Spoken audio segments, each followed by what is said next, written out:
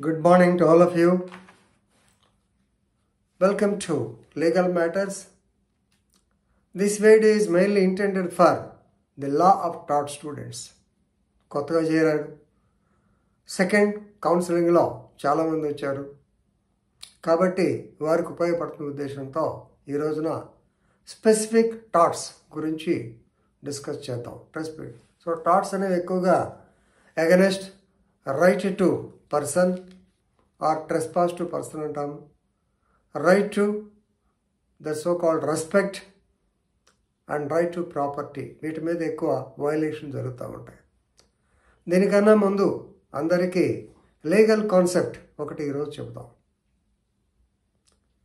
మీలో చాలామంది వినే ఉంటారు, 1000 మంది లేకపోతే 100 మంది నిరపరాధులు, 1000 మంది అపరాధులు తప్పించుకున్నా పర్వాలేదు, కానీ ఒక నిరపరాధికి శిక్ష పడకూడదు అనేటువంటిది legal Maxim. This is a Roman doctrine. The doctrine created by Blackstone, Justice Blackstone. Let 10 guilty go scot-free, but 1 innocent should not be convicted. This was stated by William Blackstone, 1769. This is the doctrine of Roman law. So, ఇక మనకి టార్ట్కి వచ్చేటప్పటికి tart is a civil wrong which is not a breach of trust or breach of contract, and the remedy when a tort is committed is by way of claiming unliquidated damages as compensation. And section 3, section 2, 9 or M within bracket M antanu. M of the Limitation Act also defines what is a tort. Today we are going to discuss the specific torts and particularly trespass to person antam. దీనిలో మెయిన్గా assault, battery, then false imprisonment, malicious prosecution, maintenance and champerty. ఈ 4ని 1 by 1 discuss చేస్తున్నాం. నిన్న assault, battery కూడా అయిపోయింది. Simple meaning, assault అంటే show of force, battery అంటే use of force. ఈ show of force, battery of ఫోర్స్లో నిన్న మీకు ఎగ్జాంపుల్ చెప్పాను. So if a person clinches his fist but does nothing, whether it is false or not, కోపం చూపిస్తా కానీ ఏమీ చేయను, ఏమవుతుంది? So please remember, it should create an impression in the mind of the other person that you are about to use force, which I have told you under section 349 of the Indian Penal Code. Before forgetting, I want to tell you that assault, battery ఈ కేసులన్నీ tart కింద వేసుకోవచ్చును, criminal case కింద వేసుకోవచ్చును. Only grading is difference, ఇంపార్టెన్స్ని బట్టి చేస్తూ ఉంటాం. Assault మీద, సో అసాల్ట్ అంటే I have given the definition, any gesture which incites the other person that you are likely to use the force unlawfully, intentionally, directly, it is called assault. ఈ అసాల్ట్లో ఒక examples already మీకు Bavisetti Venkata Suryarao versus Nandipati Muthaiah అని 1956లో జరిగింది. Decision ఏమో 1964లో వచ్చింది. East Godavari పండూర్ విలేజ్లో జరిగింది ఇది. అది మీరు చూసారు. రెండవది స్టీఫెన్స్ వర్సెస్ మయర్స్ 1830. ఆ కేసు కూడా ప్యారిష్ మీటింగ్ కూడా చెప్పారు. అటన్నిటికన్నా నోట్స్లో లేని కేసు చెప్తాను. ట్యూబర్విల్ వర్సెస్ సావేజ్ 1669. దీనిలో ఈ యొక్క డిఫెండెంట్ ఈయనేం చేశాడంటే, సావేజ్ అనే అతన్ని ట్యూబర్విల్ బాగా మాటలతో ఇబ్బంది పెడుతూ ఉన్నాడు. నువ్వు అట్లాంటి ఏదో మాట్లాడుతున్నాడు, అది కోపం వస్తుంది, కొట్టాలన్న పరిస్థితి వచ్చింది. 1669 అండి.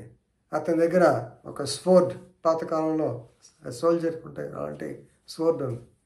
అతను స్వోర్డ్ మీద చెయ్యి వేసి, గుర్తుపెట్టుకోండి, laid his hands on the sword and told the plaintiff that if it were not assize time, I would not take such language from you.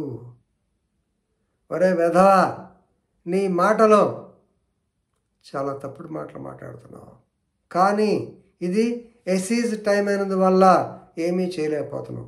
ఎసీజ్ time అంటే ఇలా సింపుల్గా చెప్పాలంటే మొబైల్ కోర్ట్ అంటారే, ఆ టైంలో జడ్జిలు ఆర్ కోర్టు అక్కడికి వచ్చి ట్రయల్ కండక్ట్ చేస్తే ఇంటర్వల్స్లో అప్పుడప్పుడు విలేజెస్కి ఆ ఏరియాస్కి వస్తూ ఉంటారు. ఆ టైంలో ఇది జరుగుతూ ఉంది. ఇతను ఎందుకు భయపడ్డాడు? ఆ టైంలో పొరపాటు చేశాడు అనుకోండి, ఎమ్మటే కోర్టు వాళ్ళ దగ్గరికి జడ్జి గారి దగ్గరికి అయ్యా నన్ను ఇట్లా చేశాడని చెప్తాడు కదా. అందుకని ఇఫ్ ఇట్ వర్ నాట్ ఎస్ఈస్ time I would not taken such language from you. నువ్వు ఈ మాట మాట్లాడిన దానికి చేసేవాడిని, కానీ నీ అదృష్టం బాగుంది పో అన్నాడు. ఇది అసాల్ట్ అవుతుందా కాదా ఇదన్నమాట. సో నార్మల్గా here he has kept the hand on the sword but did nothing and he has told him, warn him. ఏమని? ఈరోజు మౌనవ్రతం కాబట్టి, ఈరోజు సోమవారం కాబట్టి నేనేం చేయలేను, చేయకపోతున్నాను, లేకపోతే నీ తాట తీసేయమని అనుకోండి. మరి తర్వాత తీయవచ్చును. తర్వాత అంటే డైరెక్ట్ ఫోర్స్ కాదు కాబట్టి అసాల్ట్ కాదు ఇదన్నమాట. సో ప్రతి కేసుకి రీజనింగ్ తెలుసుకోవాలి. ఒకే కేసుని ఒకరిద్దరు జడ్జిలు 2 రకాల జడ్జిమెంట్లు కూడా ఇస్తుంటారు బేసింగ్ ఆన్ ది డిస్క్రిషన్. అలాగే నందిపాటి ముత్తయ్య కేసులో కూడా ఇదే జరిగింది. మున్సిపల్ గారు వచ్చాడు. మున్సిపల్ గారు వచ్చి బావిశెట్టి వెంకటేశ్వర శిస్తు కడతావా లేదన్నాడు. నా దగ్గర డబ్బులయ్యా, మా ఆవిడ వాళ్ళు రాజమండ్రి పోయారు, తాళా వాళ్ళ దగ్గర ఉందన్నాడు. కాదు కట్టాల్సిందే, కడతావా వస్తావన్నాడు. నా దగ్గర లేవు అన్నాడు. నీ చెవి పోగులు అటాచ్ చేస్తాన్నాడు. ఆయన గోల్డ్ స్మిత్ని పిలిపించాడు, కానీ గోల్డ్ స్మిత్ ఏమి చేయలేదు, నిలబడ్డాడు. ఈ లోపల సూర్యారావు గారు చుట్టం ఆయన వచ్చి డబ్బులు కట్టేశాడు, అయిపోయింది. సో నన్ను బెదిరించాడు కాబట్టి అసాల్ట్ అన్నాడు. కానీ కోర్టు ఏం చెప్పింది? అయ్యా ఇది part of the duty, authority, village municipal is an authority, yes you can attach. ఆ స్వర్ణకారుడు వచ్చి ఇతని యొక్క చెవి కమ్మలుగా కత్తిరించడానికి ప్రయత్నం చేస్తుండి ఇతనికి ఏదైనా జరిగి ఉంటే అప్పుడు అసాల్ట్ అయ్యేది, లేకపోతే కాదు అని చెప్పారు. అలాగే స్టీఫెన్స్ వర్సెస్ మయర్స్ కేసులో కూడా మీటింగ్ జరుగుతూ ఉంది. ఇక్కడ నేనేమో ఈ కంప్లైంట్ ఇక్కడ ఉన్నాడు, ఆ చివరి సీట్లో ఎవరు మన డిఫెండెంట్ ఉన్నాడు. అక్కడ నుంచి వాడు కేకలేసి గందరగోళం చేసి కుర్చీ ఎత్తుకుని వచ్చి కొట్టబోయాడు. మధ్యలో లక్కీగా మిగతా వాళ్ళు ఆపారు కాబట్టి, సో ఆపారు, నేనేం కొట్టలేదు కదా, పైగా నేను బక్కప్రాణి అని కూడా అతను డిఫెన్స్ పెట్టాడు. ఏదో చెప్పాడు, the defendant argued that it was not an assault because he was not strong enough to carry out any threat.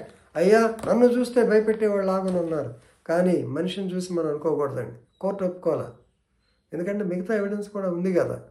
So కాబట్టి టాట్స్లో ఇలాంటి విచిత్రమైన కేసులు వస్తూ ఉంటాయి. వీటన్నిటిని మీరు తెలుసుకుంటారని చెప్పి ఉద్దేశంతో కాస్త తెలుగులో కూడా కలిపి చెప్పడం జరిగింది. ధన్యవాదాలు. Thank you.